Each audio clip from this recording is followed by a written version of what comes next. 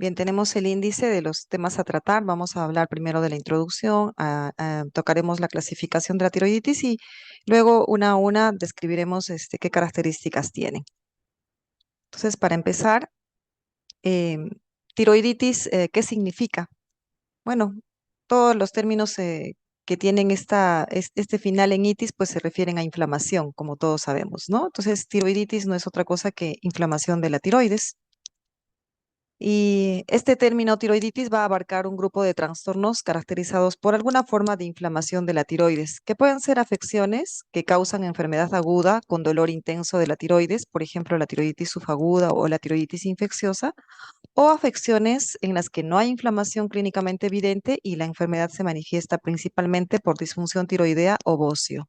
Es el caso de la tiroiditis indolora o la tiroiditis fibrosa de Riedel. Entonces, ¿cómo se va a clasificar la tiroiditis?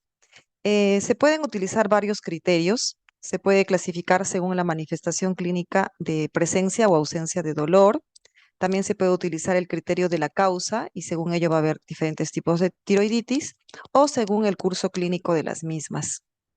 Así, em, tomando en cuenta la ausencia o presencia de dolor, tenemos las tiroiditis con presencia o sensibilidad, presencia de dolor o sensibilidad tiroidea. Tenemos aquí la tiroiditis subaguda, que tiene como sinónimos la tiroiditis subaguda granulomatosa, también se llama tiroiditis subaguda no supurativa o más conocida como tiroiditis de Kervain. También está la tiroiditis infecciosa, que puede ser aguda o crónica, la tiroiditis inducida por radiación y la tiroiditis inducida por palpación o trauma.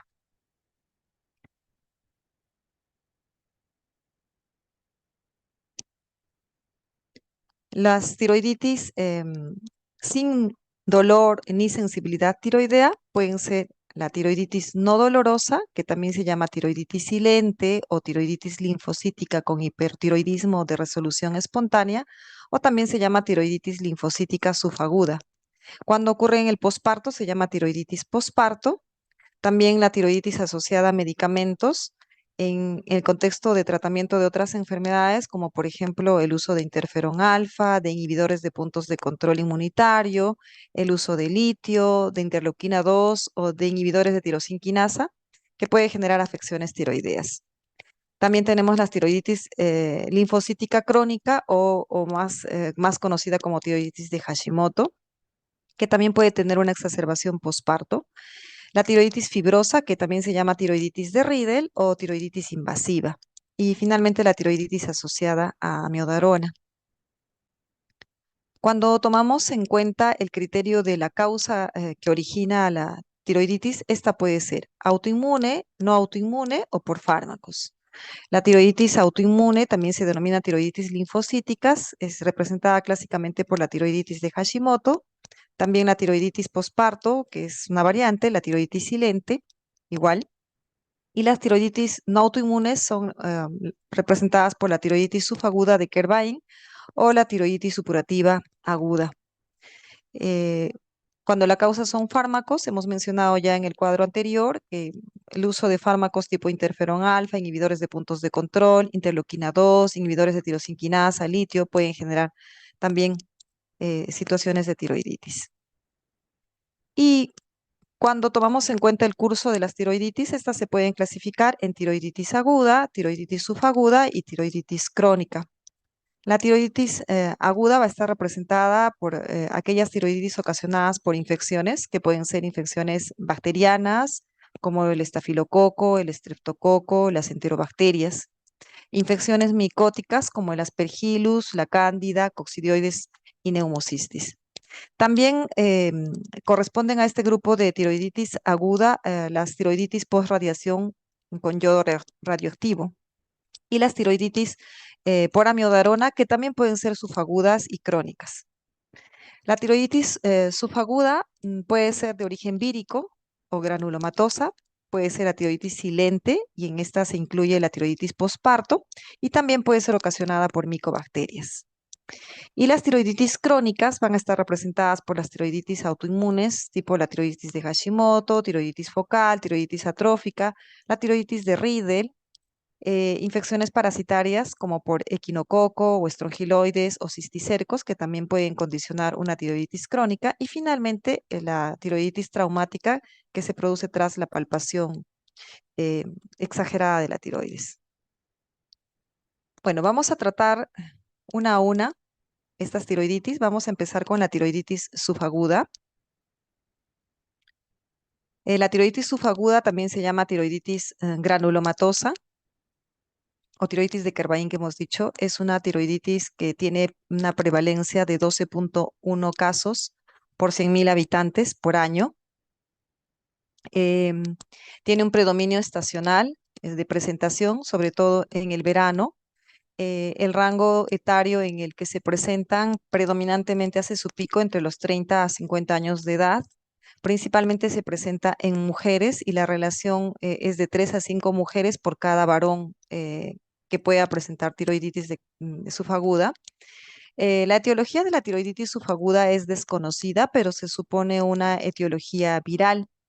Se supone que le precede una infección respiratoria alta 2 a 8 semanas previas al inicio del cuadro de tiroiditis. Y los virus que pueden ocasionar esta tiroiditis pues, son el adenovirus, ecovirus, virus de la gripe, coxsackievirus, virus de la parotiditis. También a partir de la pandemia del COVID-19 se ha descrito casos, muchos casos, en realidad los reportes actuales más son en relación al SARS-CoV-2. En cuanto a la patogenia, esta está asociada a la presencia del antígeno leucocitario HLA-B35 en más del 70% de los pacientes, pero no involucra autoinmunidad. Así, cuando vemos la patogenia de la tiroiditis subaguda, em, la autoinmunidad tiroidea no es el que va a jugar un rol importante en este trastorno, pero va a estar fuertemente asociado, como les decía en la lámina anterior, a la presencia del HLA-B35.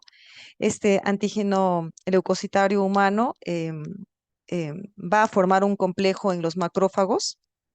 Existe una hipótesis unificadora que podría ser que el trastorno de o sea, esta tiroiditis va a ser el resultado de una infección viral subclínica que va a proporcionar un antígeno, ya sea de origen viral o resultante del daño al tejido del huésped inducido por el virus, que se va a unir de manera única a las moléculas del HLA-B35, esto dentro del macrófago, y este complejo va a activar los linfocitos T citotóxicos que luego van a dañar las células foliculares tiroideas porque tienen cierta similitud estructural parcial con el antígeno relacionado con la infección.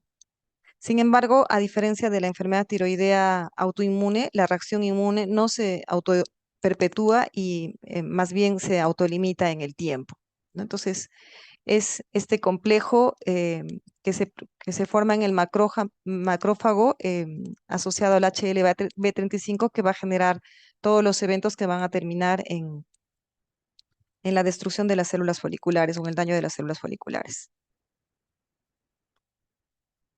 Como les comentaba, el virus más reportado como causante de la tiroiditis subaguda actualmente es el virus del SARS-CoV-2. En términos generales, se cree que hay dos mecanismos plausibles que podrían explicar los cambios en la glándula tiroides y el eje hipotálamo hipoficiario.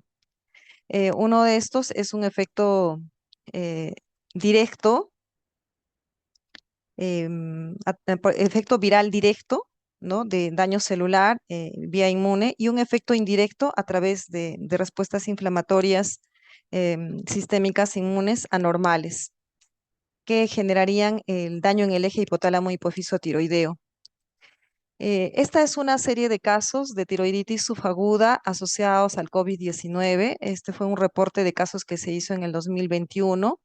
Vean que son 9 casos de tiroiditis subaguda. Los grupos, bueno, principalmente, como ven, se dio en mujeres. Solo uno de los pacientes fue masculino. La edad de presentación muy variable, entre 18 años hasta 69 años, el paciente más mayor. No tuvieron enfermedad tiroidea previa en la mayoría de casos, solo uno que tuvo nódulos tiroideos previo a la infección por COVID-19. El diagnóstico de COVID fue con el test de hisopado para COVID. Todos hicieron cuadros leves de COVID-19, solo el paciente de 69 años hizo una neumonía por COVID-19.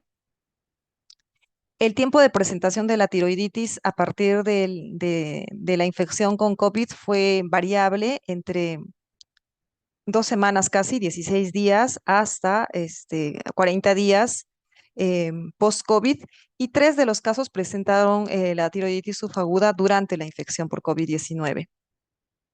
Estos pacientes tuvieron manifestaciones clínicas típicas: dolor a nivel cervical, fiebre, como ven en todos los casos. Em, Solo uno de ellos que no tuvo, el paciente de 69 años fue el único que no tuvo dolor, los demás sí, dolor típico en cuello y fiebre. Y el perfil bioquímico, pues, nos mostró TSH suprimidas en todos los casos en los que se midieron las pruebas de función tiroidea con T4 libre elevadas, como vemos acá, ¿no? Los valores normales de T4 libre en estas unidades son entre 12 y 22, y pues están por encima de ese rango todas las T4 libres, y obviamente las TSH bien suprimidas, ¿no? Todas en 0.0 y algo. Em, de todos estos pacientes que se midieron los anticuerpos antitiroideos, vemos que los anticuerpos antiperoxidasa estaban negativos en la mayoría de casos. Eventualmente en todos han estado los antitiroperoxidasa negativos, y la antitiroglobulina eventualmente ha estado positivo en 2 casos, ¿no? En estos dos que se ponen aquí en el cuadro. Los reactantes de inflamación, pues vemos como todos tenían una proteína C reactiva elevada. Vea que eran en pacientes que ya habían pasado el COVID, ¿no? Así que este PCR elevada era por la tiroiditis.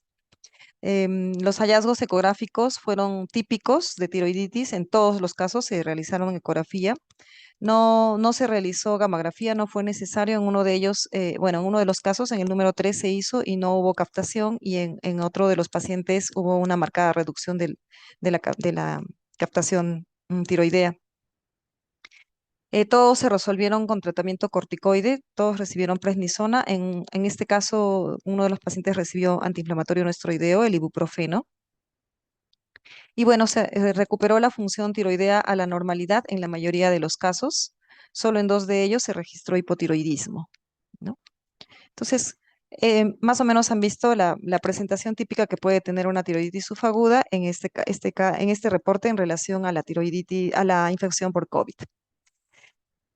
Am, el curso característico de la tiroiditis subaguda es el que quiero mostrarles en este cuadro. Vemos que tiene una fase inicial de hipertiroidismo, y esto va a estar dado porque la inflamación inicial de la tiroides va a dañar los folículos tiroideos y se va a activar la proteólisis de la tiroglobulina almacenada dentro de los folículos. Entonces, esto va a resultar en una liberación no controlada, no regulada de grandes cantidades de hormonas tiroideas, tanto T4 como T3, hacia la circulación, y por tanto van a condicionar un estado de hipertiroidismo. Este estado dura solo hasta que se agoten las reservas de la tiroglobulina, porque va a cesar la síntesis de nueva hormona, y más o menos en 2 a 6 semanas, pues esto debe ir bajando. A medida que la inflamación disminuye, los folículos tiroideos también se van a regenerar y van a empezar nuevamente a sintetizar y secretar hormona tiroidea. En el interín va a haber una etapa de eutiroidismo, es decir, que durante la caída de esta liberación de hormonas tiroideas preformadas, pues como ya no se sintetiza más, van a ir cayendo, y va a haber un corto periodo de eutiroidismo, es decir, de hormonas tiroideas normales. Y como todavía no se recupera la función de los folículos tiroideos, pues van a caer el nivel de las hormonas tiroideas por debajo de lo normal, condicionando una fase de hipotiroidismo, que es transitorio, que puede durar otras 2 a 6 semanas, hasta que se recupere en los folículos tiroideos, se regenere, y empiecen a sintetizar y secretar hormonas tiroideas que puedan liberar al torrente sanguíneo. Entonces, finalmente va a llegar a la recuperación total. Entonces, es típico esta fase de hipertiroidismo, eutiroidismo, hipotiroidismo y recuperación. En cuanto a la patología, en la tiroiditis subaguda hay un aumento de tamaño y consistencia de la glándula tiroidea.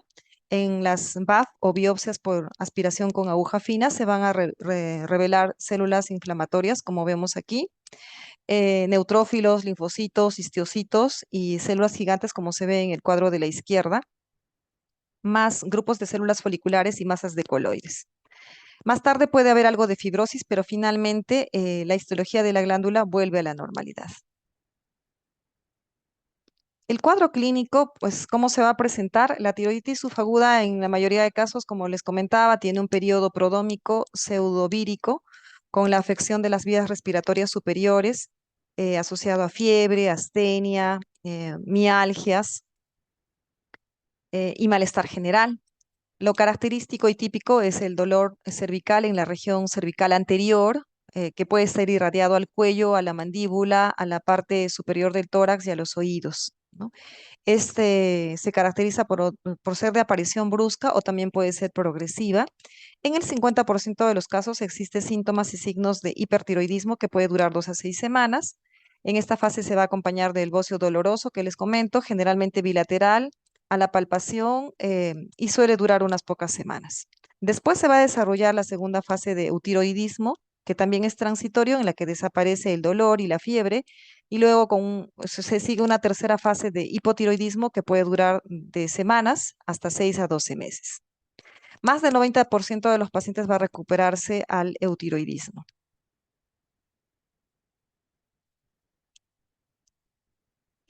Entonces, ¿cómo se va a hacer el diagnóstico? Básicamente va a ser clínico. En las primeras fases puede haber incremento de la velocidad de sedimentación globular hasta 80 a 100 milímetros por hora. En el hemograma se puede encontrar leucocitosis, una leve anemia, pueden haber alteraciones en las pruebas hepáticas. En el estadio inicial hemos hablado de una fase de hipertiroidismo, o sea, TSH suprimida con T4 y T3 libres elevados. Se puede encontrar elevación de la proteína C reactiva y de la velocidad de sedimentación globular, así como la tiroglobulina.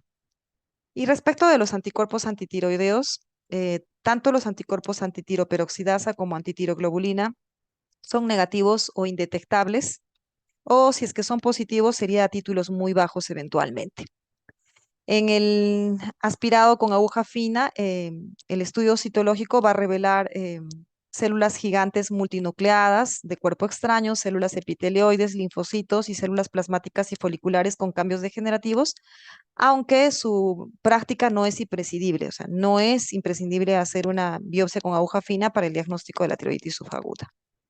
El diagnóstico va a ser básicamente clínico, más estos reactantes de fase aguda elevados, con tiroglobulina elevada, anticuerpos negativos y pues en la fase inicial con pruebas de función tiroidea en hipertiroidismo.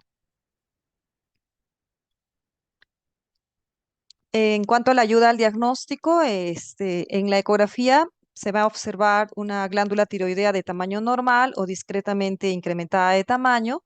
El parénquima es hipoecogénico de forma focal o difusa. Aquí vemos los focos hipoecogénicos en el parénquima tiroideo, que es heterogéneo, y al ecodoppler la vascularización está disminuida. Si se realiza una gamografía de la tiroides, esta se va a observar hipocaftante. Vean aquí bien oscurito estas imágenes redondas, oscuras, son las glándulas salivales. Ahí hay gran captación del yodo. Y vean aquí, estoy delimitando la tiroides, que es como una mariposa, con una captación muy tenue, casi no se ve. En realidad se debería ver no tan oscuro como las glándulas salivales, pero si estuviera la captación normal, más o menos se vería de este color que está en la parte superior, ¿no? Y acá prácticamente casi se confunde con el resto del cuello. Se ve muy tenue la captación, está muy disminuida la captación en la tiroiditis subaguda. Digamos que con la gamografía se puede diferenciar entre una tiroiditis subaguda y, por ejemplo, una enfermedad de Graves, ¿no? En la enfermedad de Graves va a haber una captación incrementada, entonces vamos a ver una tiroides mucho más intensa en la gamografía. En cuanto al pronóstico, el 95% de los pacientes se cura completamente en 6 a 12 meses. El 2% de los casos puede recidivar y menos del 5% de los casos puede desarrollar un hipotiroidismo definitivo. Hemos dicho que la mayoría se recuperan a la normalidad, ¿no? El diagnóstico diferencial, ¿con qué entidades se debe realizar? Pues con la tiroiditis supurada, que también es dolorosa, pero no es bilateral. Generalmente el incremento de tamaño es unilateral. También se puede hacer el diagnóstico diferencial con el sangrado de un nódulo tiroideo, que igual va a ser de inicio abrupto y generalmente unilateral. Puede ser un nódulo o un quiste que sangren de manera interna y entonces aumentan el tamaño abruptamente de la tiroides y obviamente eso genera el dolor. No va a haber signos de flogosis a diferencia de la tiroiditis supurada y de la tiroiditis subaguda. Eventualmente también hay que hacer el diagnóstico diferencial con la enfermedad de Graves, que muy raramente se puede presentar con dolor tiroideo. Lo característico es que no tenga dolor en la enfermedad de Graves. Y ocasionalmente la tiroiditis de Hashimoto se presenta con dolor tiroideo en la llamada fase de Hashitoxicosis, ¿no? Que es la fase inicial de la tiroiditis de Hashimoto. ¿Cómo vamos a tratar la tiroiditis subaguda? El tratamiento básicamente es sintomático, es manejar el dolor, manejar los síntomas de hipertiroidismo si es que están presentes. Puede haber taquicardia, nerviosismo, temblor, ¿no? Que son característicos del hipertiroidismo. Y eventualmente si hay signos de síntomas de hipotiroidismo, pues también hay que tratarlo. El manejo del dolor, si este es leve, es con antiinflamatorios no esteroideos, tipo ácido acetil salicílico, 500 miligramos cada 6 a 8 horas, o algún otro antiinflamatorio no esteroideo, que puede ser el ibuprofeno, 600 miligramos cada 8 horas. Esto en casos de dolor leve. Si el dolor es intenso o pasado los 3 4 días no reduce, pues se podría administrar en lugar de AINES, prednisona, en dosis altas, entre 30 a 60 miligramos por día. Y luego de dar esta dosis alta por lo menos un par de semanas, hay que indicar una pauta decreciente de 5 a 10 miligramos por semana hasta suspender el tratamiento en 6 a 8 semanas. ¿No?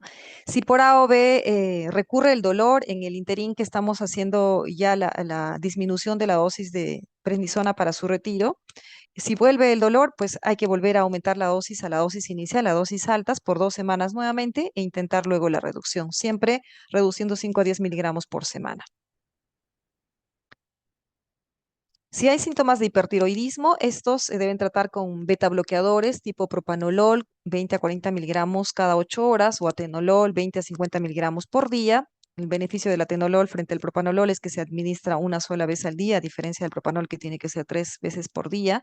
Ojo que los síntomas de hipertiroidismo solamente se tratan con beta bloqueadores, o sea, como sintomático. No está indicado el tratamiento con antitiroideos de síntesis, tipo tiamazol, ni mucho menos el tratamiento con yodo radioactivo porque es un hipertiroidismo transitorio, ¿no? Si hay síntomas evidentes de hipotiroidismo, pues el tratamiento obviamente es con hormona tiroidea. Se debe dar levotiroxina entre 50 a 100 microgramos por día en un promedio de 6 a 8 semanas, porque esta etapa de la tiroiditis subaguda también es transitoria y ese es el promedio de duración de la enfermedad. Em, Ahora vamos a ver la tiroiditis infecciosa. Vamos a seguir el mismo esquema. La tiroiditis infecciosa tiene una baja prevalencia, se puede presentar de manera aguda o crónica. Está implicado gérmenes tipo estafilococos, estreptococos, micobacterias, hongos, neumocistis, como habíamos puesto en las láminas iniciales. Se trata pues de una infección supurativa de la glándula tiroides y puede ocurrir de dos formas por contigüidad, por ejemplo, una fístula del seno piriforme, que sobre todo se da en niños y jóvenes, y pues por ahí va a haber infección de la glándula tiroidea y generar esta tiroiditis. También en el caso de un bocio prolongado con degeneración neoplásica, por ejemplo, cáncer de tiroides anaplásico, muchas veces pueden hacer abscesos internos y confundirnos con una tiroiditis y en realidad es el mismo cáncer anaplásico el que se va abscedando, ¿no? Eso es una forma de tiroiditis, o sea, por contigüidad. Y la otra forma es por diseminación hematógena, que también puede ser por diseminación linfática. Esto está en relación a enfermedades sistémicas graves asociadas a un estado de inmunosupresión, sobre todo en pacientes que tengan alguna enfermedad inmunosupresora de fondo, o en ancianos frágiles, porque recordemos que anatómicamente la tiroides está bastante bien vascularizada y es un poco difícil y tiene bastante drenaje linfático y es un poco difícil que se instalen gérmenes, bacterias, virus o parásitos dentro de la tiroides. De todos modos, para que se dé esto, tiene que haber cierto grado de inmunosupresión o una enfermedad sistémica grave que condicione la facilidad de infección en la tiroides. En cuanto al cuadro clínico, la tiroiditis infecciosa se va a caracterizar por presentación con dolor de inicio súbito, referido al oído o a la faringe. Se va a presentar como un pequeño bocio unilateral, asimétrico. Nunca se infecta toda la tiroides, sino solo un lado. Y a la palpación es una masa fluctuante, hipersensible y pueden haber adenopatías cervicales justamente por la infección, ¿no? Aparte del dolor cervical, el paciente va a presentar fiebres, calosfríos, típicos de un proceso infeccioso. Puede haber disfagia por el crecimiento abrupto de la glándula tiroidea. Puede haber signos de flogosis, como vemos aquí, un eritema cervical en la región anterior del cuello, en la zona de la tiroides, ¿no? Es poco frecuente el compromiso de la función tiroidea. No se suele presentar disfunción tiroidea. ¿Cómo vamos a hacer el diagnóstico? Pues el cuadro clínico que hemos mencionado, más exámenes auxiliares como el hemograma, en el que va a haber signos de infección, leucocitosis, que puede haber incluso desviación izquierda, los reactantes de fase aguda elevados, tanto velocidad de sedimentación globular como la proteína C reactiva. Las pruebas de función tiroidea van a estar normales, porque no se compromete la función tiroidea.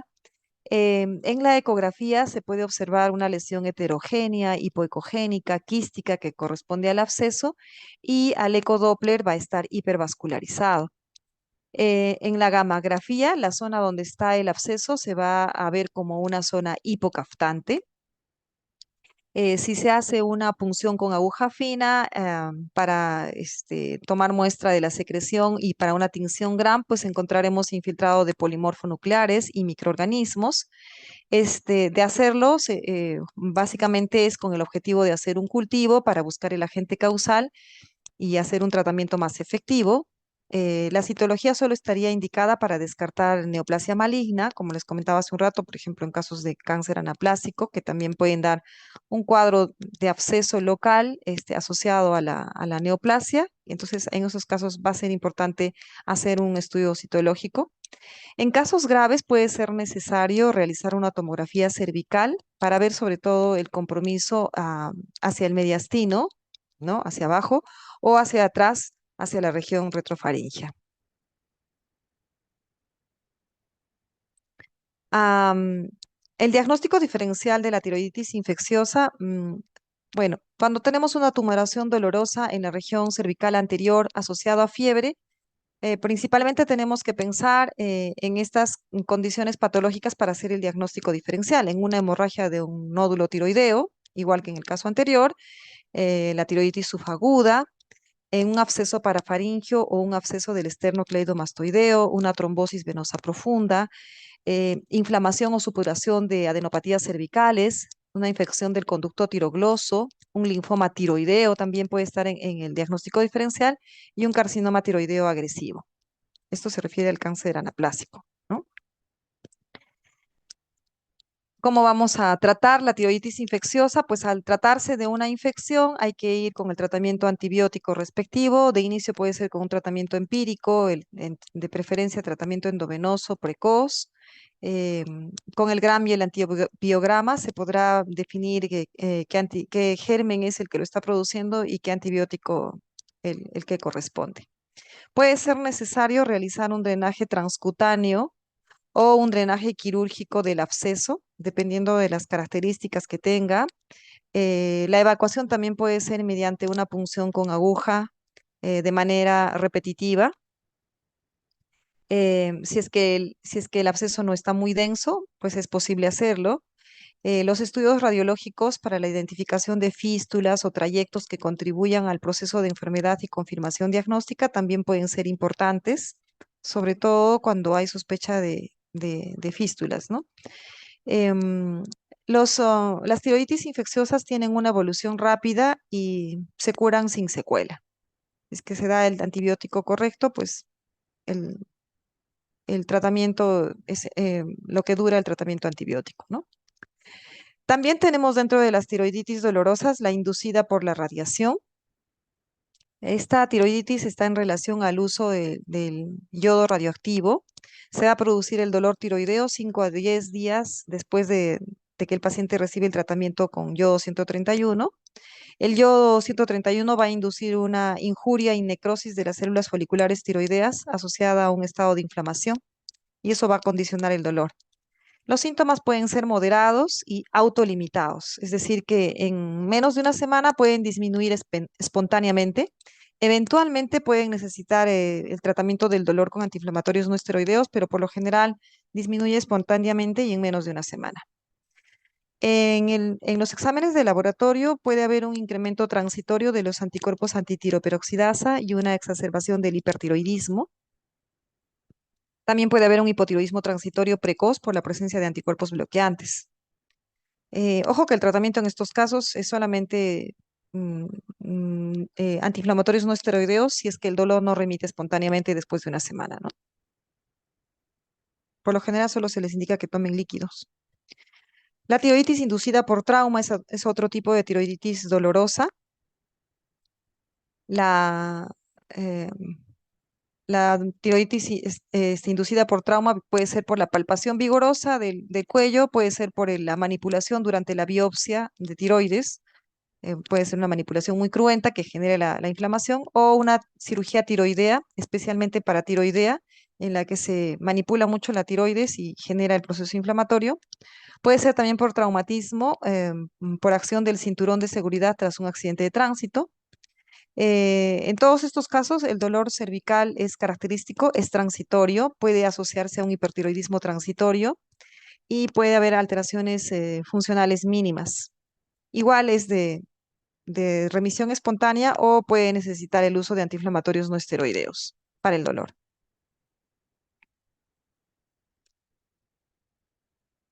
Y bueno, ahora vamos a tocar las tiroiditis no dolorosas, que les había dicho que está representada por la tiroiditis silente en primer lugar, que también es muy semejante a la tiroiditis posparto, así que vamos a tratar estas dos ahora.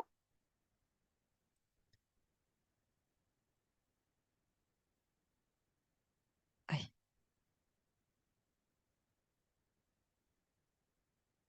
aquí ha habido tiroiditis silente. La tiroiditis silente tiene también otros nombres como tiroiditis no dolorosa o tiroiditis linfocítica con hipertiroidismo de resolución espontánea. Representa un 0,5% de los casos de hipertiroidismo. Se considera como una variante de la tiroiditis autoinmune crónica. Está asociado a la presencia del antígeno leucocitario humano HLA-DR3, lo que sugiere susceptibilidad hereditaria. Puede tener similitud con la tiroiditis posparto y es causa de hipertiroidismo en cualquier mujer que no esté en posparto. Entonces, la tiroiditis silente en el posparto se denomina tiroiditis posparto y ya después de un año del parto, pues es una tiroiditis silente.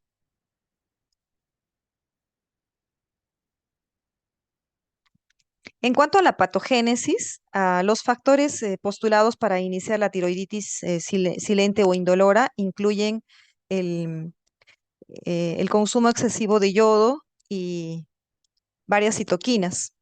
Cualesquiera que sean estos factores que inicien la tiroiditis indolora, la inflamación tiroidea resultante va a dañar los folículos tiroideos y activar la proteólisis de la tiroglobulina almacenada dentro de los folículos tiroideos.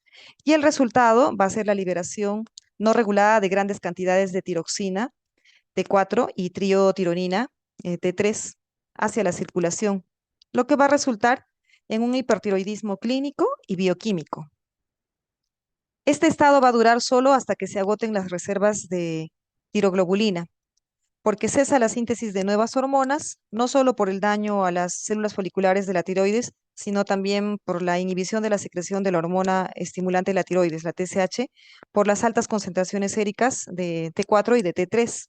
Entonces, a medida que la inflamación disminuye, los folículos tiroideos no dañados o reparados van a, van a reanudar su función y van a sintetizar y secretar hormona tiroidea.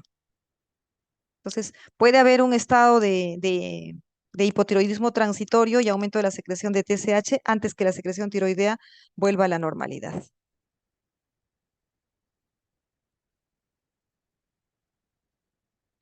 En cuanto a la histopatología, la tiroiditis silente se va a caracterizar por la presencia de linfocitos, macrófagos, células epiteliales tiroideas normales, algunos folículos tiroideos dañados y masas de coloides. Como vemos acá, hay masas de coloides.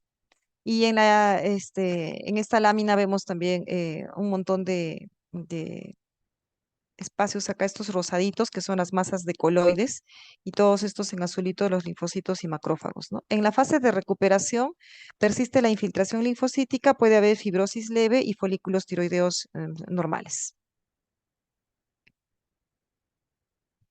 El cuadro clínico se va a caracterizar, bueno, por lo siguiente, suele iniciarse con una fase de hipertiroidismo leve, bien tolerado, que se acompaña en el 50-60% de los casos de un bocio difuso, firme e indoloro a la palpación. Tras esta fase autolimitada que dura entre 1 a 8 semanas, un tercio de los pacientes puede presentar hipotiroidismo transitorio, que suele tener mayor relevancia clínica y dura entre 2 a 16 semanas hasta la recuperación final. Pues la duración de la enfermedad hasta el retorno del eutiroidismo suele ser aproximadamente de 1 año. Recuerden que esta fase inicial de hipertiroidismo no va asociada a dolor cervical, sino más bien a un bocio difuso, ¿no? Indoloro. Entonces, clínicamente el bocio es discreto, difuso, a veces de consistencia ligeramente aumentada y no hay dolor. El 10% de los casos puede presentar episodios recurrentes de este proceso y el 50% desarrolla tiroiditis crónica con hipotiroidismo permanente. En cuanto al diagnóstico, bueno, la tiroiditis silente en sus primeras fases va a caracterizarse por el hipertiroidismo, ya dijimos por la proteólisis, por el daño de los folículos tiroideos y liberación de hormonas tiroideas, entonces va a aumentar la T4 la T4 libre y la T3 libre en las pruebas de función tiroidea con una TSH suprimida. Asimismo va a haber liberación de tiroglobulina por el daño de los folículos tiroideos y eso va a ser lo característico en el laboratorio inicial. Luego, la TSH y la T4 libre normalizan para pasar a un periodo intermedio de hipotiroidismo transitorio, es decir, elevación de TSH y T4 libre baja. En cuanto a los anticuerpos antitiroperoxidasa, estos están positivos en 60% de los casos y los anticuerpos antitiroglobulina positivos en 40% de los casos. Ya les dije que la tiroglobulina está elevada. Los reactantes de fase aguda, en estos casos están normales, tanto PCR como velocidad de sedimentación globular son normales. Y la citología aspirativa, indicada solo en casos dudosos, es compatible con una tiroiditis linfocitaria. En la gammagrafía se va a observar hipocaptación del radioisótopo por la glándula.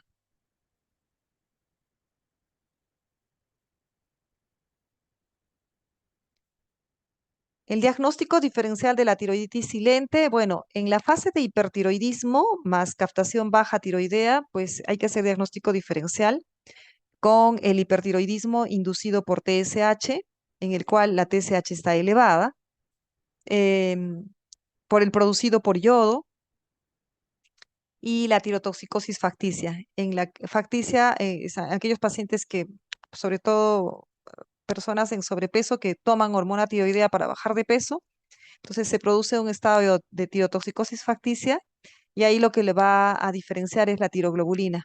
En estos pacientes con tirotoxicosis facticia, la tiroglobulina está normal, no está elevada.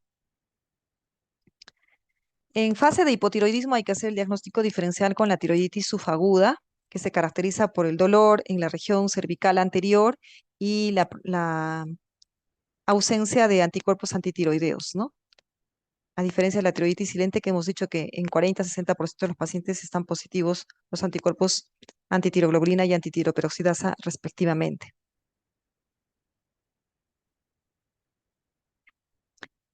El pronóstico de esta tiroiditis silente, bueno, presenta recurrencias, en especial en su forma de posparto, hasta en el 70% de los casos.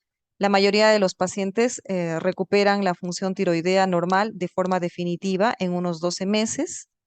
Evolución a hipotiroidismo definitivo en 50% de los casos y persistencia de bocio normofuncionante.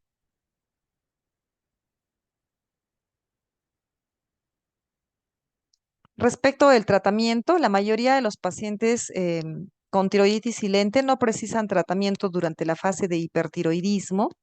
En pocos casos puede ser necesario la administración de beta bloqueadores para menguar los síntomas de hipertiroidismo, sobre todo la taquicardia. Se puede utilizar propanolol 40 a 120 miligramos por día o atenolol 50 miligramos por día. En la fase de hipotiroidismo clínico debe indicarse tratamiento sustitutivo con hormona tiroidea, la levotiroxina, que puede ser durante 6 a 12 meses, luego del cual se debe suspender el tratamiento para valorar la evolución o no a hipotiroidismo definitivo. Teóricamente, en este tiempo, hasta en 12 meses, pueden llegar a lo normal, al eutiroidismo. Entonces, para valorar esto de que si va a continuar o no con el tratamiento sustitutivo con hormona tiroidea, pues al año de tratamiento lo que se suele es suspender el tratamiento y en un mes volver a hacer un control de las hormonas tiroideas a ver qué pasa. Si vuelve a presentar resultados en hipotiroidismo, quiere decir que se ha instalado el hipotiroidismo definitivo. O tal vez encontremos en un mes las pruebas de función tiroidea normales y este ya remitió, ¿no? Ya no necesita más tratamiento. En la fase de hipertiroidismo no está indicado tampoco el uso de antitiroideos de síntesis. La tiroiditis posparto es una variante de esa tiroiditis silente. Como su nombre lo indica, es en el periodo posparto. Tiene una prevalencia de 7 a 8% en mujeres dentro del año posparto o dentro del año posaborto, sea este inducido o espontáneo. La patogénesis, el cuadro clínico son semejantes a la tiroiditis silente. Se trata también de una tiroiditis destructiva, es por mecanismo autoinmune. Se encuentran los anticuerpos antitiroperoxidasa elevados en el embarazo temprano y en el posparto inmediato. Em, Estas pacientes con tiroiditis posparto tienen un riesgo 2 a 3 veces superior en otras enfermedades autoinmunes y diabetes tipo 1. Mejor dicho, en otras enfermedades autoinmunes y diabetes tipo 1 hay un mayor riesgo de hacer tiroiditis posparto. Ese riesgo se incrementa en 2 a 3 veces más que en el resto de la población. También tienen mayor riesgo de hacer enfermedad tiroidea permanente. Igual que la tiroiditis silente, la tiroiditis posparto tiene el curso característico de fase de hipertiroidismo, seguida de eutiroidismo, luego hipotiroidismo hasta la recuperación. Eh, ¿Por qué? Porque también se produce la inflamación por daño de los folículos tiroideos y activación de la proteólisis de la tiroglobulina almacenada en los folículos tiroideos, igual que en el caso de la tiroiditis silente, con la consecuente liberación de las hormonas tiroideas, tanto T4 como T3, hacia la circulación de manera no regulada, condicionando este estado de hipertiroidismo hasta que vaya reduciendo la cantidad de hormona liberada en la que va a llegar a valores normales y pasar a la fase de eutiroidismo muy transitoria y al seguir bajando la producción de hormonas, al no recuperarse, mejor dicho, aún la producción de las hormonas tiroideas, pues pasan a una etapa transitoria de hipotiroidismo que puede durar 2 a 6 semanas hasta que se recupera, se regenera el folículo tiroideo y empieza a sintetizar y secretar hormona tiroidea hasta la normalidad.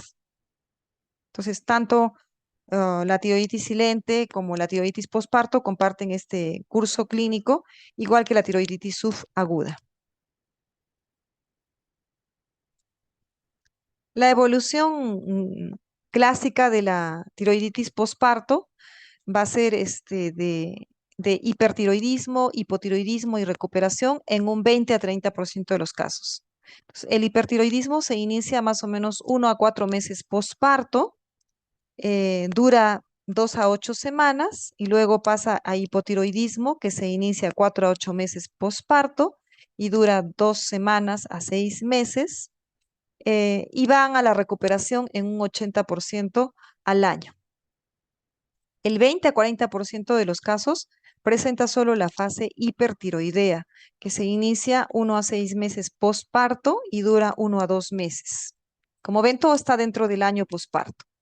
Y la mayoría de casos, 40 a 50%, presenta solo la fase hipotiroidea, que se inicia más o menos 2 a 6 meses posparto y dura 4 a 6 meses.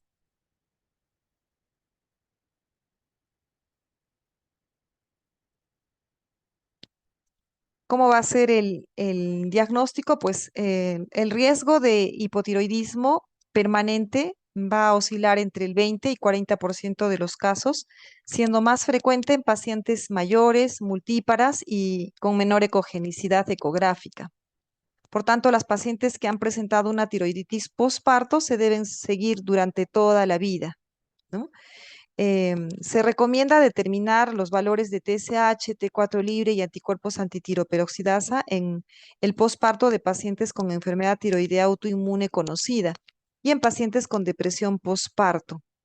Hay alto riesgo de tiroiditis posparto cuando encontramos anticuerpos antitiroperoxidasa positivos, cuando ya ha tenido una tiroiditis posparto en un embarazo previo o cuando tiene diabetes tipo 1.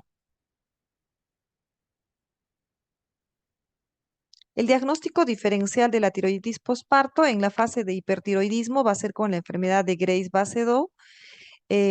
Esta inicia 6 meses posparto, se va a caracterizar por un incremento de la T3 mayor que de la T4 y la presencia de anticuerpos antirreceptor de TSH positivos.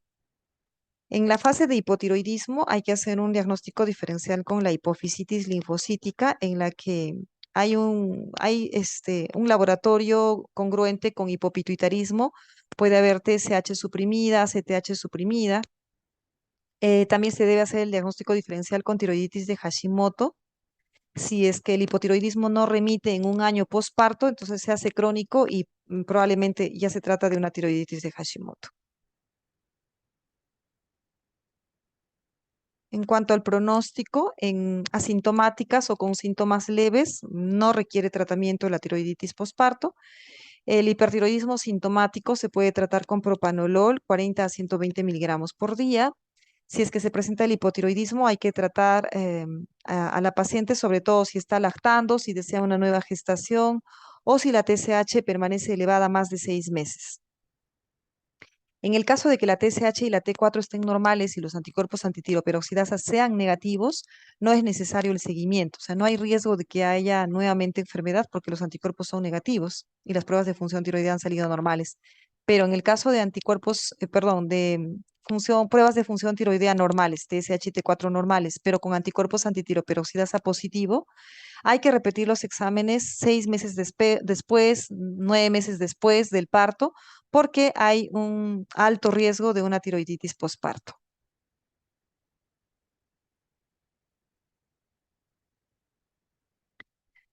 Luego tenemos la tiroiditis linfocítica crónica, que es otro tipo de tiroiditis indolora. También se llama tiroiditis linfocitaria crónica o tiroiditis de Hashimoto o tiroiditis autoinmune crónica o tiroiditis linfocítica crónica, como les dije, ¿no? Entonces, esta es la que más frecuentemente vemos de las tiroiditis indoloras. Esta mañana con el grupo que rotamos, vimos un paciente, ¿no? Con hipotiroidismo por tiroiditis autoinmune. Em, Esta enfermedad fue descrita por primera vez en 1912 por Hashimoto y fue caracterizada como un bocio con intensa infiltración linfocitaria. Su nombre viene justo por Hashimoto, que fue quien la describió por primera vez.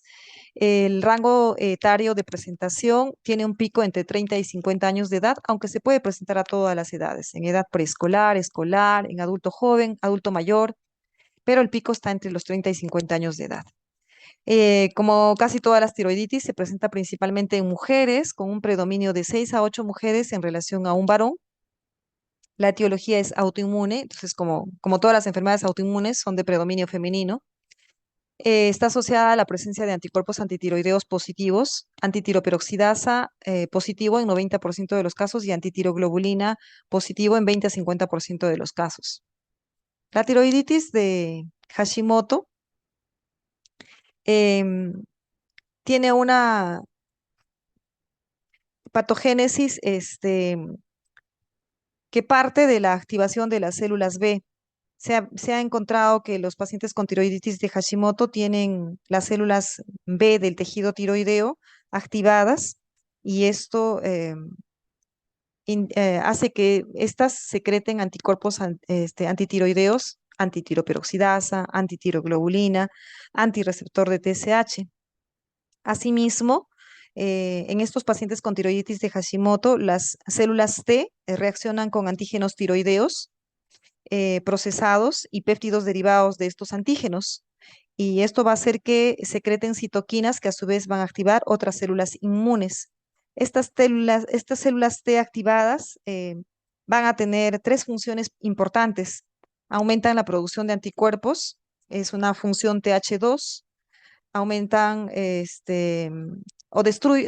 participan en la destrucción apoptótica de las células tiroideas vía los linfocitos T citotóxicos, esa es una función TH1, y la tercera función que tienen es en la regulación de la respuesta inmune local vía las células T reguladoras. Se han propuesto varios mecanismos para la patogénesis de la tiroiditis de Hashimoto y estas incluyen, o sea, para que se produzca la injuria de los tirocitos, estas hipótesis incluyen el mimetismo molecular, la activación de espectadores, la participación de células tiroideas que expresan antígenos leucocitarios humanos y la activación de la apoptosis de las células tiroideas por una interacción Fas ligando Fas. O sea, hay todo un mecanismo autoinmune de por medio, ¿no? Esos son tiroiditis autoinmunes. En cuanto a la patología, en la tiroiditis de Hashimoto, el parénquima tiroideo normal va a ser reemplazado por un intenso infiltrado inflamatorio compuesto por células T, células B, células plasmáticas, estas que están en P, folículos germinales linfoides que están acá en G, reacción fibrótica y destrucción de los folículos tiroideos y material coloide, estos rosaditos que están en C. También pueden existir las famosas células de Hartel, que son células foliculares grandes con citoplasma eosinófilo y granular. Estas células en H, ¿no? En cuanto al cuadro clínico, la tiroiditis de Hashimoto se va a presentar con un bocio moderado, de crecimiento lento, que a menudo se descubre de forma casual durante el examen clínico generalmente, ¿no? Únicamente en el 20% de los casos existen signos y síntomas de hipotiroidismo. El bocio suele ser liso, algo regular, de consistencia firme, elástica y su palpación no es dolorosa. En los niños el bocio suele ser de menor tamaño, en edades avanzadas es más frecuente el hipotiroidismo y un bocio más grande. Puede diagnosticarse en fase eutiroidea, en fase de hipotiroidismo subclínico, es decir, con una TSH elevada y T4 libre normal, o ya en una fase de hipotiroidismo clínico. Ocasionalmente puede presentar fases de hipertiroidismo alternando con hipotiroidismo debido a la presencia de anticuerpos estimuladores, como es el caso de la hashitoxicosis. En la hashitoxicosis coexisten la hiperfunción tiroidea e histología de una tiroiditis de Hashimoto y que algunos autores van a considerar una variante de la enfermedad de Graves-Basedow. Hasta en un 20% de los pacientes hay anticuerpos bloqueadores del receptor de TSH que a diferencia de los TCI no lo estimulan, sino lo bloquean. Todos estos datos indican el amplio espectro de manifestaciones clínicas que puede presentar la enfermedad tiroidea autoinmunitaria. La tiroiditis de Hashimoto puede formar parte de los síndromes pluriglandulares de naturaleza autoinmunitaria. Los famosos síndromes poliglandulares pueden estar asociados a la tiroiditis de Hashimoto. Bueno, ¿cómo se va a hacer el diagnóstico? Se tiene que sospechar en mujeres de edad mediana que tengan un bocio difuso de consistencia elástica y que tengan hipotiroidismo subclínico o hipotiroidismo clínico. En la fase inicial de hipotiroidismo subclínico, lo que vamos a encontrar es TSH elevada con T4 libre normal, pero una TSH elevada no más de 10. Los valores normales suelen ser de 0,4 a 4 y entre 4 y 10, pues hablamos de hipotiroidismo subclínico. En estadios más avanzados ya va a haber un TSH más alto, por encima de 10, con T4 libre por debajo de lo normal, y eso ya es un franco hipotiroidismo.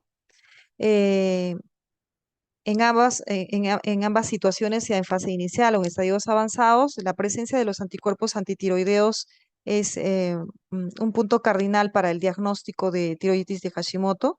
Tanto los anticuerpos antitiroglobulina como antitiroperoxidasa están positivos en 97 a 100% de los pacientes. Era lo que les comentaba esta mañana, una paciente que venía con historia de hipotiroidismo, que le hicimos los anticuerpos antitiroideos, salió en 368 hasta 5 nada más es normal en nuestro laboratorio, y pues con esos valores positivos de anticuerpos antitiroperoxidasa más valores de TSH y T4 en rangos de hipotiroidismo, era una tiroiditis autoinmune o tiroiditis de Hashimoto, ¿no? La gammagrafía tiroidea inicialmente puede estar normal, pero después se puede observar de aspecto moteado, similar a lo observado en el bocio multinodular. En la ecografía, la glándula tiroidea se observa hipertrófica con un parénquima heterogéneo, con zonas hipoecogénicas más o menos bien delimitadas. El típico patrón parenquimal ecográfico tiroideo es el parénquima pseudonodular. Entonces, cuando ustedes vean un informe ecográfico de tiroides que diga parénquima pseudonodular, probablemente se trate de una tiroiditis de Hashimoto. Y se llama pseudonodular porque se observan imágenes así como que algodonosas, pero que no llegan a ser círculo completo como para pensar que hay un nódulo, ¿no? Y solo estaría indicado la biopsia con aguja fina si encontráramos algún nódulo, o sea, que se vea realmente el círculo completo del nódulo, ¿no? Pero si son así como nubes, nubes, nubes, son pseudonodulares, y eso pues es muy indicativo de una tiroiditis de Hashimoto. La punción con aguja fina o BAF o PAF solo va a estar indicado si presenta un nódulo dominante, porque puede tener este patrón pseudonodular también el linfoma tiroideo, aunque más se describe como piel de jirafa, ¿no?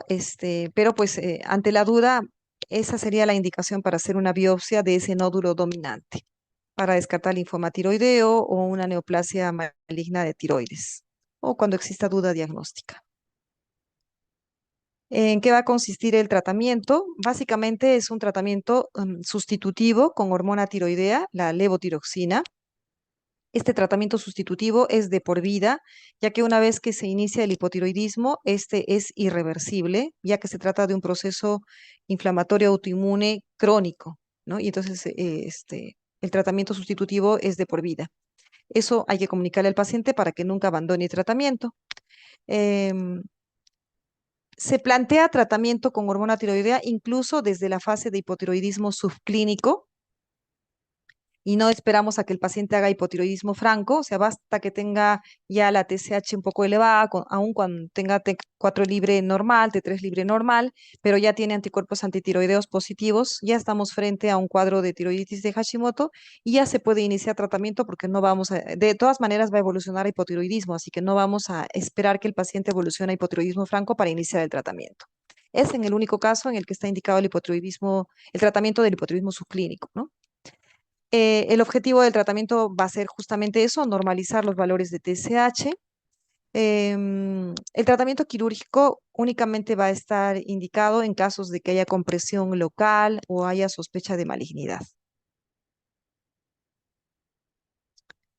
Luego tenemos la tiroiditis fibrosa, eh, o llamada también tiroiditis de Riedel, o tiroiditis invasiva, o tiroiditis fibrosa invasiva, o tiroiditis leñosa, que son los sinónimos de la tiroiditis de Riedel. Tiene una baja incidencia de 1 en 100.000 personas por año. eh, Se ha encontrado en 0,06 a 0,3% en las series quirúrgicas. Igualmente es más frecuente en mujeres, en una relación de 4 a 1 frente a los varones. La edad de inicio entre los 30 a 60 años de edad.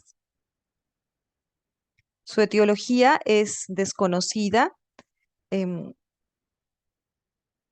Fue descrita por primera vez en 1896 por Riedel, y fue descrita como una inflamación específica de naturaleza misteriosa que produce una tumefacción dura como el hierro en la tiroides.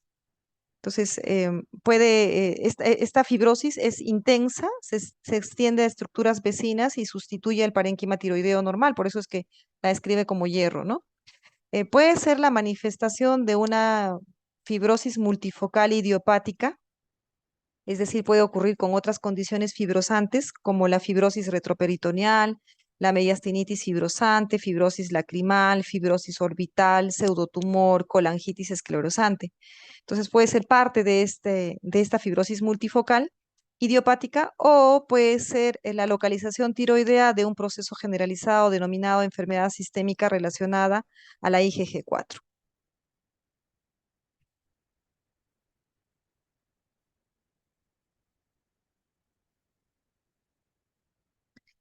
La clínica de la tiroides de Riedel cursa con un bocio de crecimiento lento, insidioso, pétreo, leñoso, fijo a planos profundos. Progresivamente aparecen síntomas de compresión e infiltración de las estructuras adyacentes. Puede comprometer las paratiroides y los síntomas pueden ser de disnea, estridor, disfonía, disfagia, ¿no? Al principio la función tiroidea suele ser normal, pero a medida que ésta es invadida por el tejido fibroso, se va a desarrollar el hipotiroidismo y también puede ir asociado a hipoparatiroidismo. En cuanto a la patología, pues como vemos en esta imagen, puede haber un infiltrado intenso de linfocitos, células plasmáticas, neutrófilos, eosinófilos, esto en la fase temprana. Ay, me pasé varias. Esto en la fase temprana, tengo que regresar. Ahí.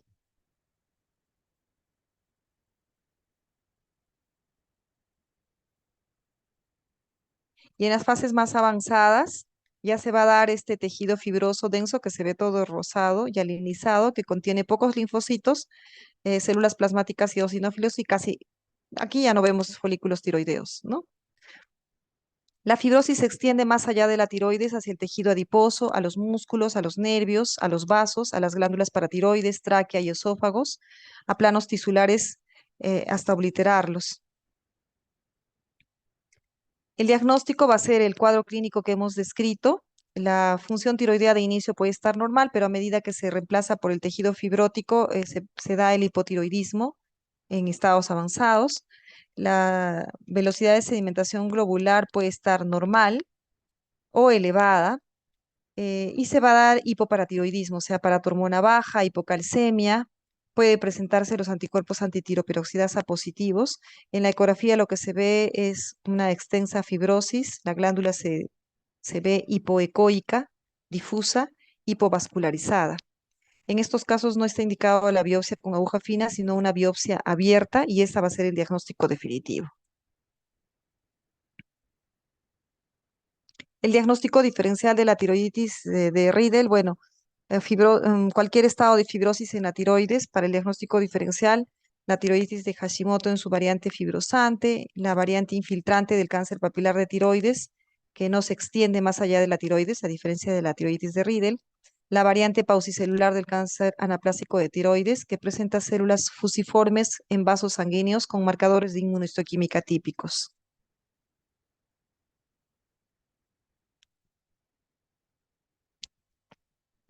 El tratamiento, bueno, como es una enfermedad progresiva y que progresa en forma lenta, puede estabilizarse en algún momento o retroceder espontáneamente. La mortalidad va a estar atribuida a la neumonía recurrente debido a la compresión bronquial y la disnea. Si hay síntomas compresivos intensos, pues la descompresión quirúrgica estaría indicada. Si existe hipotiroidismo, habría que dar tratamiento sustitutivo con hormona tiroidea. Como son pocos casos los que se presentan, no existen ensayos clínicos sobre la eficacia del tratamiento médico para la tiroiditis de Riedel. Algunos han mejorado con tratamiento glucocorticoide, con tamoxifeno, con rituximab, con micofenolato, pero en realidad en cada uno de estos casos solamente es presentación de un caso que haya mejorado con glucocorticoides o con micofenolato, con rituximab o con tamoxifeno. No es que haya series de tratamiento que pueden apoyar uno u otro tratamiento. En casos refractarios, se puede indicar radioterapia. Finalmente tenemos la tiroiditis inducida por drogas.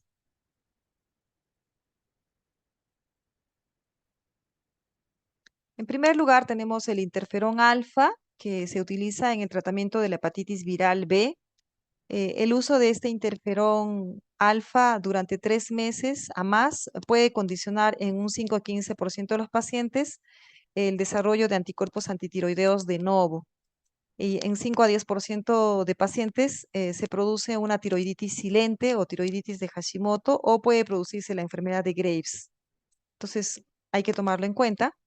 Igualmente, el uso de interleuquina 2 en el tratamiento de metástasis de algunos cánceres o en el tratamiento de la leucemia, se ha observado que 2% de los pacientes puede desarrollar tiroiditis silente.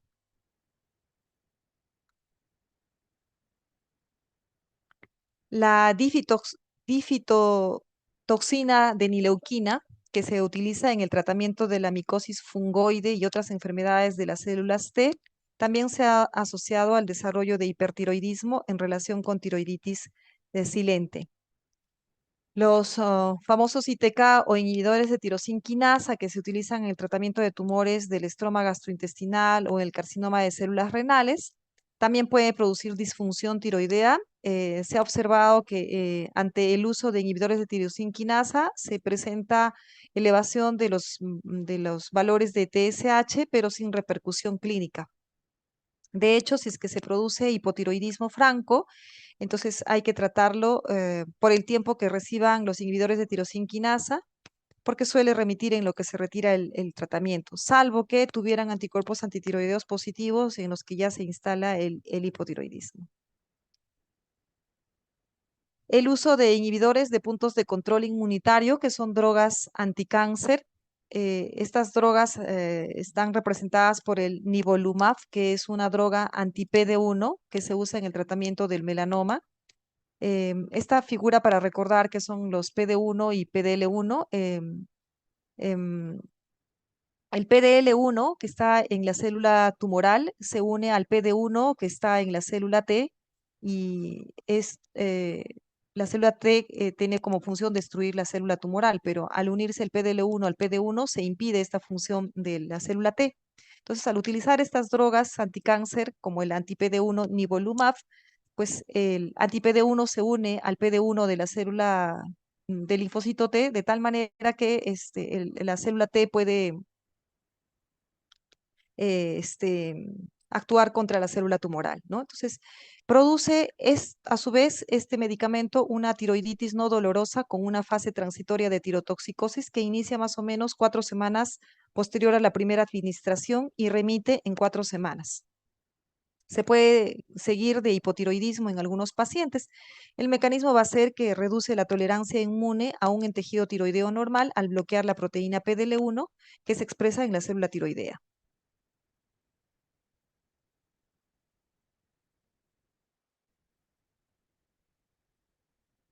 El litio, que se utiliza en el tratamiento de trastornos bipolares, también es un medicamento que tiene que ver con la función tiroidea, inhibe la síntesis de hormonas tiroideas y bloquea la conversión de T4 a T3. Por eso también se puede utilizar este medicamento en algunos casos de enfermedad de Graves-Basedow cuando hay alergia, por ejemplo, a los antitiroideos de síntesis y está contraindicado el tratamiento con yodo radioactivo, pues la única opción a veces que tenemos es el tratamiento de litio, justamente por esta particularidad que tiene de inhibir la síntesis de hormonas tiroideas y bloquear la conversión periférica de T4 a T3. Entonces, cuando se utiliza litio en el contexto de trastornos bipolares, se debe medir la función tiroidea y los anticuerpos antitiroideos antes de iniciar el tratamiento con litio. En casos con normofunción y autoinmunidad negativa, se debe reevaluar la función tiroidea por lo menos 2 veces al año.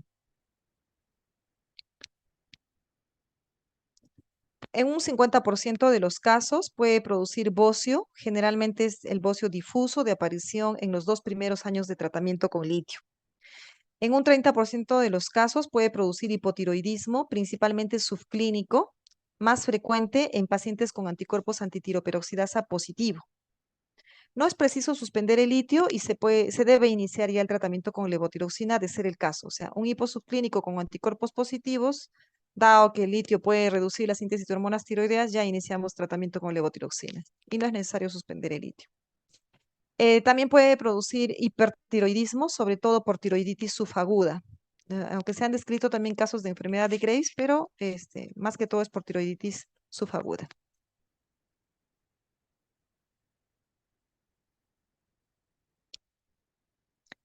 Otro medicamento que puede inducir tiroiditis es la miodarona, un antiarrítmico que se utiliza, un antiarrítmico de tipo 3 que se utiliza en taquiarritmias. Tiene un efecto directo de la molécula, bloqueando el paso también de T4 a T3 e induciendo la lisis de las células foliculares, con la consiguiente tirotoxicosis inducida por amiodarona o TIA, y se presenta en 10% de los pacientes tratados. Lo que provoca es una sobrecarga de yodo, induce así, sobre todo en pacientes con enfermedad autoinmune tiroidea previa, un efecto de Wolff-Chaikoff con hipotiroidismo. A los pacientes que se va a iniciar tratamiento con amiodarona, siempre para prevenir estos problemas se debe realizar un perfil tiroideo y una medición de anticuerpos antitiroperoxidasa basales. Y luego de que se inicie el tratamiento, un control de perfil tiroideo a los 3 meses y posteriormente cada 3 a 6 meses. Debemos recordar que la amiodarona es un medicamento que libera, que tiene gran cantidad de yodo inorgánico. O sea, cada 200 miligramos de amiodarona libera más o menos 6 miligramos de yodo inorgánico en la circulación. Y esto supera la cantidad recomendada de yodo inorgánico en nuestro organismo, que es de 0,3 miligramos por día. Entonces, vean, de 0,3 miligramos por día, que es lo que se recomienda, una sola pastilla de amiodarona nos libera 6 miligramos, es una barbaridad.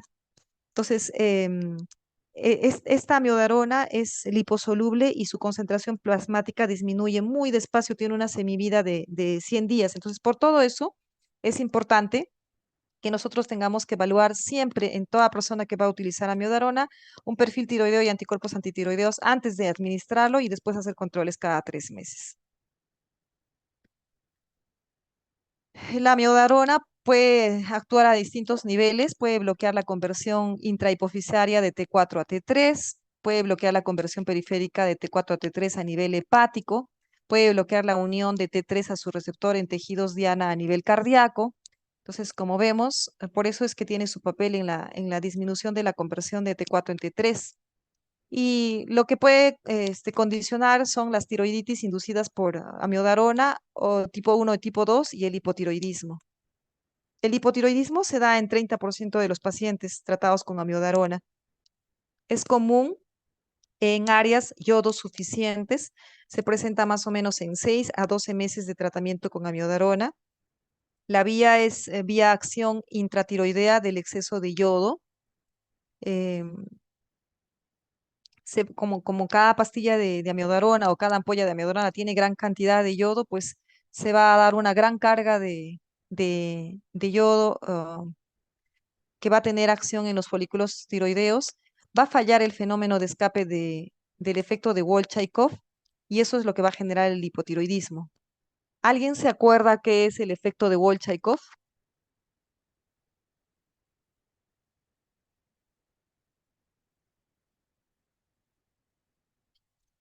¿O se han dormido todos o nadie me está haciendo caso? El delegado, ¿qué dice? Ian, ¿te acuerdas?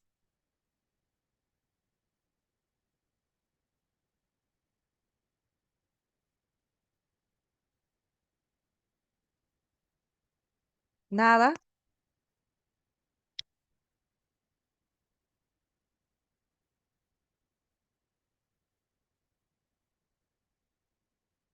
El efecto de Wolff-Chaikoff es un fenómeno de autorregulación que inhibe la organificación en la glándula tiroidea. eh, También inhibe la formación de las hormonas tiroideas en el interior del folículo tiroideo y la liberación de las hormonas tiroideas al torrente sanguíneo. Entonces, am, como, como la miodarona tiene grandes cantidades de yodo, se va a liberar grandes cantidades de yoduro de la circulación. Entonces, el efecto de Wolff-Chaikoff ante esta sobrecarga va a limitar mayor síntesis de hormonas tiroideas, porque está entrando mucho yodo, que es el sustrato para la formación de las hormonas tiroideas, y esa autolimitación va a permitir que no se sature la glándula tiroidea.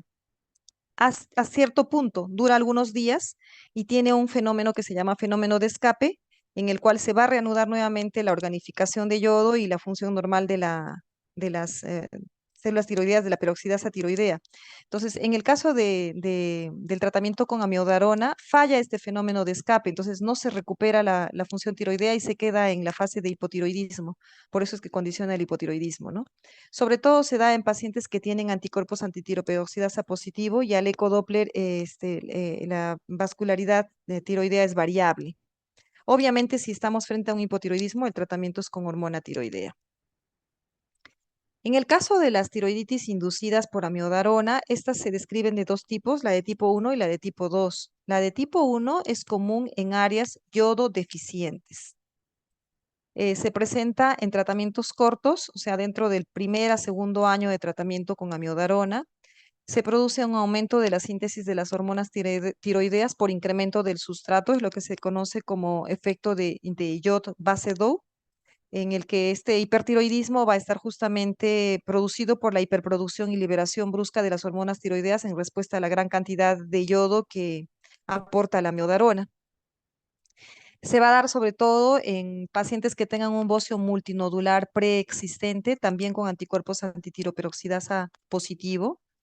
Em, Al ecodoppler la vascularidad tiroidea es incrementada y al tratarse de un hipertiroidismo, pues el tratamiento es antitiroideos de síntesis, como es el tiamazol, entre 30 a 40 miligramos por día. De ser posible, se debe retirar el tratamiento con amiodarona, porque si le seguimos dando la amiodarona, le seguimos aportando hormona tiroidea y se va a seguir sintetizando hormona tiroidea. No hay manera de controlar ni con el antitiroideo de síntesis. En casos refractarios podría estar indicado la tiroidectomía. En cambio, la tiroiditis inducida por amiodarona de tipo 2 se presenta en tratamientos más prolongados, más de 2 años de tratamiento con amiodarona. Y el mecanismo de tiroiditis no es por aumento de síntesis de hormona tiroidea, sino por exceso de liberación de hormona tiroidea, porque es por una tiroiditis destructiva. O sea, hay un efecto tóxico directo. Entonces, al ser destructiva, pues se libera toda la hormona tiroidea preformada y se produce el proceso inflamatorio. Se da en casos de pacientes que no tengan enfermedad tiroidea subyacente, que tienen anticuerpos antitiroperoxidasa negativos. Al ecodoppler la vascularidad es ausente, o sea, es como una tiroiditis silente, ¿no? El tratamiento es antiinflamatorio con corticoides a dosis altas, prednisona 30 a 40 miligramos por día. No es imprescindible el retiro de la amiodarona y en casos refractarios también está indicado la tiroidectomía.